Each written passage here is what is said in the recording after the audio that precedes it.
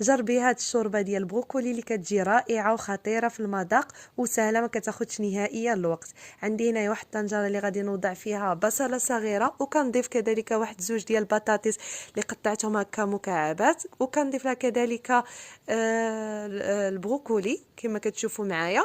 صافي كنضيف الملح والابزار فقط، هادو هما التوابل اللي غادي نستعمل باش ما يحيدوليش المذاق ديال البروكولي. صافي كنقليهم واحد شويه، وكنضيف الماء المغلي حتى كنغطي به هذيك الخضر، وصافي كنغطي ليهم نخليهم حتى كيتسلقوا كما كتشوفوا معايا. هنايا من بعد ما طابوا صافي غادي ندوز نطحنهم.